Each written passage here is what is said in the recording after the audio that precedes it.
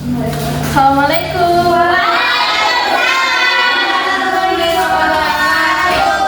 Selamat siang semuanya.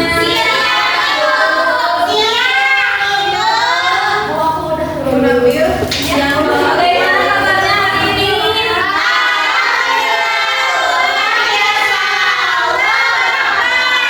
Masih semangat kan? Pelajaran lagi ya? Sejujurnya lapar.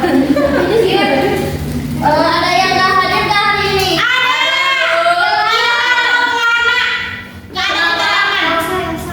Anda tanya ibu?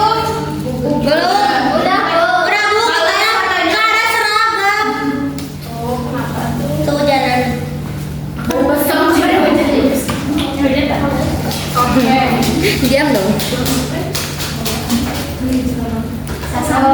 Baik. Sebelum kita memulai pelajaran, alangkah baiknya kita berdoa terlebih dahulu. Berdoa sesuai kepercayaan masing-masing. Amin. Oke, nah, kira-kira materi apa yang akan kita pelajari hari ini? Kajian ilmu sejarah. Sejarah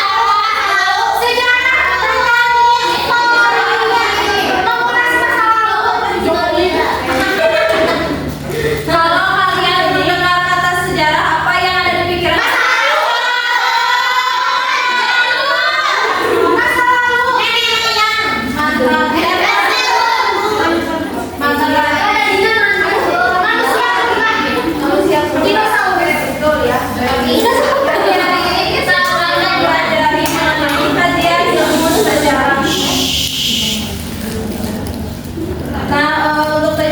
Tujuan pembelajarannya yaitu mampu mendeskripsikan pengertian ilmu sejarah, mampu mengidentifikasikan ruang lingkup ilmu sejarah, dan juga mampu menganalisis konsep dasar kajian sejarah.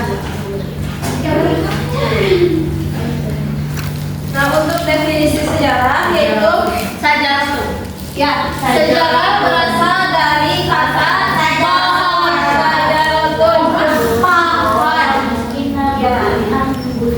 Berarti berasal dari bahasa apa? Bahasa Arab. Betul. Nah,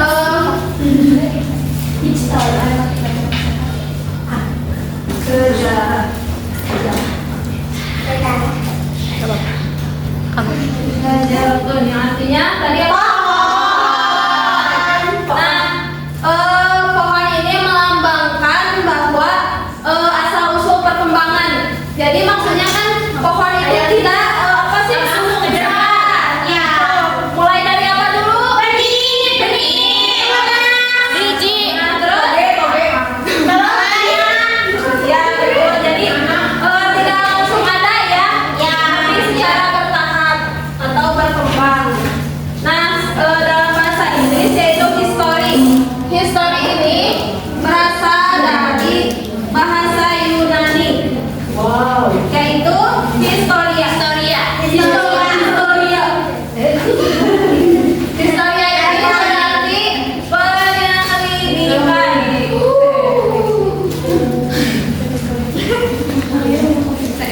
Kenapa disebut penyelidikan? Karena apa sih, kita itu kan belum lahir, misalnya dari tahun kalian lahir tahun berapa?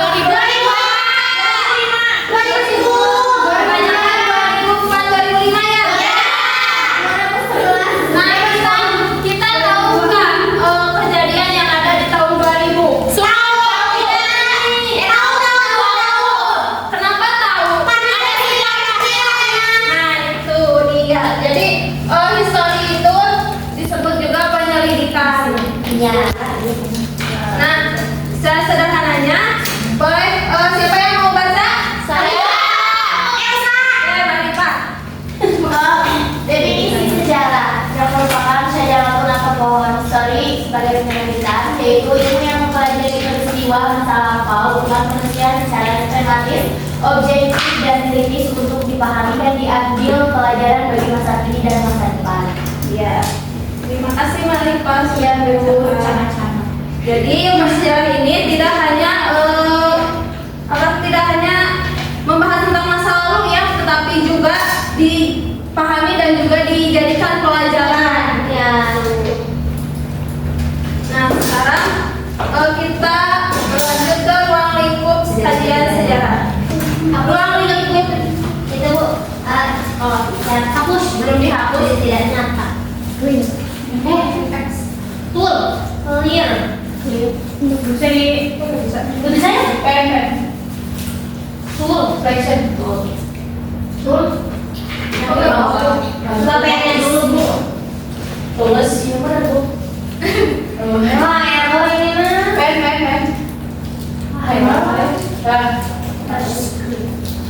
Baik Kak. Clear. Wah. Udah mah nggak apa-apa kalau nggak bisa. Ya aku berhasil. Ini banyak yang makan dulu. Buka dulu ya makanannya.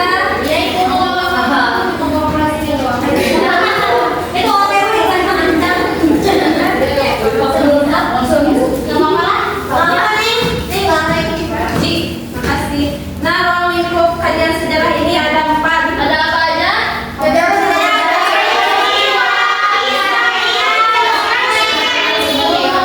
Nah, sejarah sebagai peristiwa ini merupakan kejadian nyata yang benar-benar terjadi di masa lalu.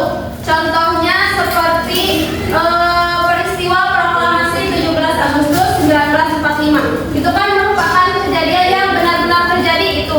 Karena sampai saat ini dengan adanya peristiwa proklamasi ini negara Indonesia menjadi negara yang merdeka. Sudah berapa tahun negara merdeka? Lalu yang kedua ada sejarah sebagai kisah. Sejarah sebagai kisah merupakan hasil konstruksi atau penggambaran sejarawan terhadap suatu peristiwa. Contohnya misalkan kita tahu nggak asal usul daerah masing-masing? Tahu. Tahu dari orang tua. Tahu Bu. Nah, itu merupakan sejarah sebagai kisah. Jadi asal usul daerah itu bisa disebutkan sejarah sebagai kisah. Oke. Selanjutnya ada sejarah sebagai ilmu. Sejarah sebagai ilmu ini suatu peristiwa yang dapat dibuktikan kebenaran dan faktanya lewat serangkaian metode ilmiah. Jadi adanya suatu penelitian yang meneliti tentang sejarah. Contohnya misalkan penelitian mengenai candi. Nah, ya itu. Candi Borobudur. Ya, betul. Jadi semua yang termasuk ke dalam sejarah itu diteliti. Nah, itu merupakan sejarah sebagai ilmu. Yang keempat ada sejarah sebagai seni. Sejarah sebagai seni ini mencakup nilai keindahan dan nilai kreatif yang menjadikan suatu kisah dan peristiwa sejarah menjadi bentuk seni. Jadi sejarah ini dibungkus dengan suatu keindahan gitu ya, yang menggunakan gaya bahasa dan juga unsur-unsur seni agar sejarah itu lebih hidup dan juga menarik. Contohnya misalkan film-film sejarah. Nah, itu termasuk ke dalam seni ataupun misalkan novel tentang sejarah. Nah, itu bisa dimasuk ke dalam sejarah. Selanjutnya ada konsep dasar ilmu sejarah. Konsep dasar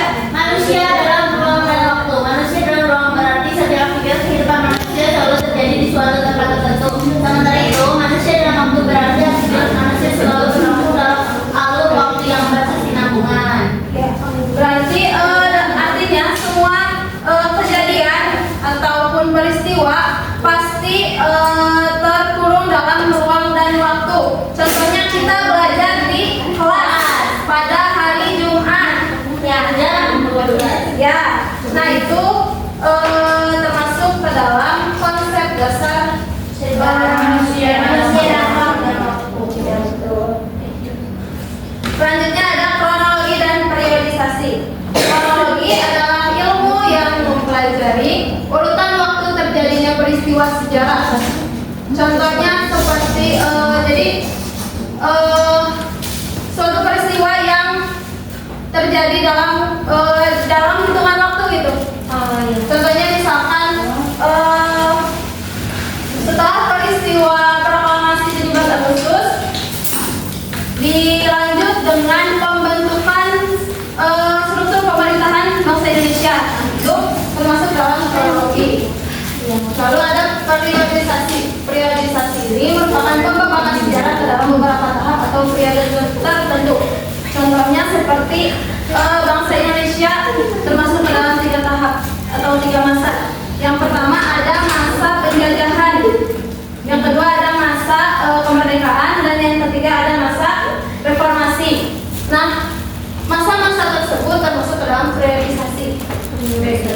Jadi Indonesia terbagi dalam 3 periode. Nah, selanjutnya ada diakronik dan sinkronik. Diakronik sejarah ini bersifat diakronis karena menjelaskan berbagai peristiwa masa lalu dalam rentang waktu yang panjang. Sedangkan sinkronis dalam bentuk sejarah merujuk pada ruang sebagai tempat terjadinya peristiwa dengan menjelaskan situasi dan kondisi suatu masyarakat. Jadi diakronisme dalam menjelaskannya dalam kurun waktu gitu. Jadi hanya waktu saja. Kalau sinkronisme secara meluas meliputi sosiologi, ilmu politik, ilmu ekonomi, dan antropologi. Jadi semuanya terbahas dalam sinkronis. Ya. Nah, contoh diakronis ini misalkan perjuangan bangsa Indonesia, misalkan pada tahun 1908 itu ada kebangkitan nasional.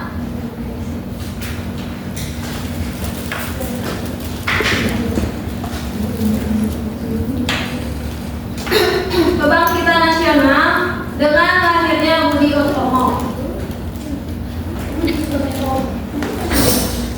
Terus pada tahun 1942 sampai 1945 itu terjadi pada masa pendudukan Jepang yang membentuk perkumpulan suatu kekuatan semi militer.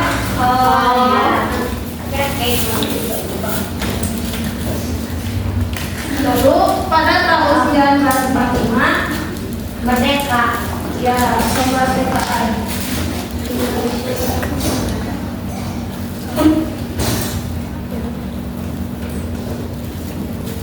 Nah, ini kan dalam rentang waktu, jadi termasuk ke dalam diakronis gitu. Kalau sinkronisme misalkan keadaan masyarakat Indonesia dalam waktu ini. Jadi keadaan. Nah, selanjutnya ada sebab akibat perubahan dan keberlanjutan. Sebab akibat dalam sejarah merupakan setiap peristiwa tidak terjadi begitu saja, tetapi dipengaruhi oleh penyebab tertentu dan menghasilkan akibat tertentu. Contohnya seperti di Indonesia pada penjajahan Belanda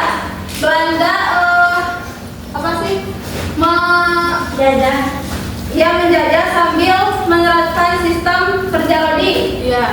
Nah, akibatnya masyarakat Indonesia itu menderita kelaparan dan juga penderitaan lainnya itu. Nah, penderitaan masyarakat Indonesia itu disebabkan oleh penerapan sistem kerja lodi Belanda. Nah, selanjutnya ada perubahan. Sejarah memperlihatkan bahwa manusia selalu mengalami Jadi seperti contohnya, contoh lagi ya. Dalam setelah masa penjajahan, terus mengalami peristiwa kemerdekaan.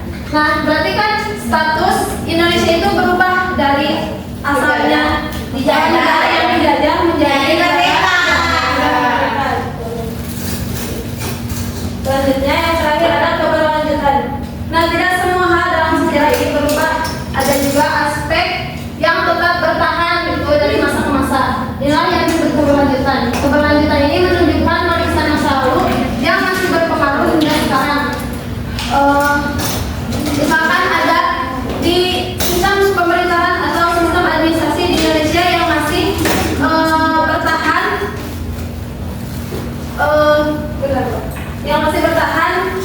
dari masa Belanda gitu. Jadi Belanda menerapkan sistem administrasi di Indonesia seperti pembagian provinsi, kabupaten, kecamatan, dan desa itu Masih digunakan. Ya, masih digunakan hingga sekarang seperti itu. Yang tuh? Nah,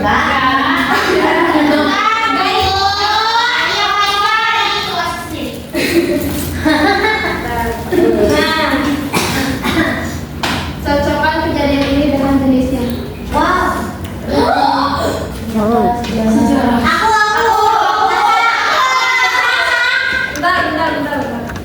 1, 2, 3. Siap-siap. 1, 2.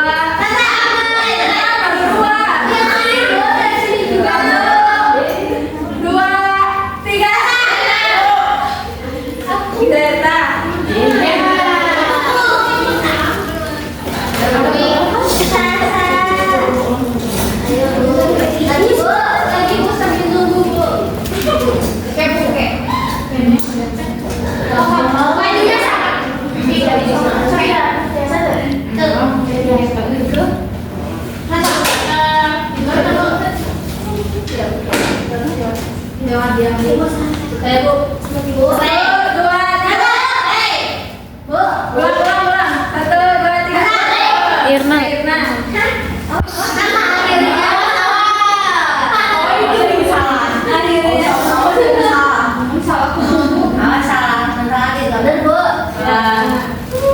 Dua lagi.